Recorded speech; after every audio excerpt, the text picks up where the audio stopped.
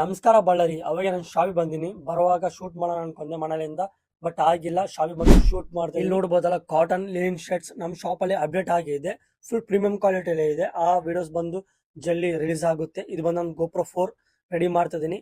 ಒಂದು helmet cut ಹೋಗಿತ್ತು, ಅದನ್ನ ಕೂಡ ರಿಪೇರಿ ಮಾಡಿಸಿದೆ. ನೋಡಬಹುದಲ್ಲ, ಇವಾಗ್ಲಿಂದ ಡೈಲಿ ವ್ಲಾಗ್ಸ್ ಬರ್ತಿರ್ತಾವ. ಇದು ಬಂದು GoPro 4, ಇದು ಬಂದು cotton linen shirts. Full bore ಹೊಡಿತಿದ್ದು, ಅದಕ್ಕೆ ಕ್ಲೋಸ್ ಮಾಡ್ಕೊಂಡು ಲಂಚ್ ಗೆ ಹೋಗ್ತಿದ್ದೀನಿ ಹೊರಗಡೆ. ನಾನು ಮನೆಗೆ ಹೋಗಿ ಲಂಚ್ ಮಾಡ್ತೀನಿ, ಇಲ್ಲಾಂದ್ರೆ ಶಾಪಿಗೆ ಲಂಚ್ ತರ್ತೀನಿ, ಇಲ್ಲಾಂದ್ರೆ ಹೊರಗೆ ಹೋಗಿ ಲಂಚ್ ಮಾಡ್ತೀನಿ.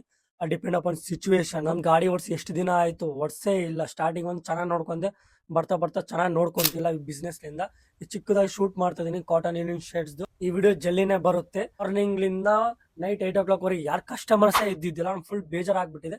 8 o'clock ಲಿಂದ ಕಸ್ಟಮರ್ ಸ್ಟಾರ್ಟ್ ಆದ್ರು.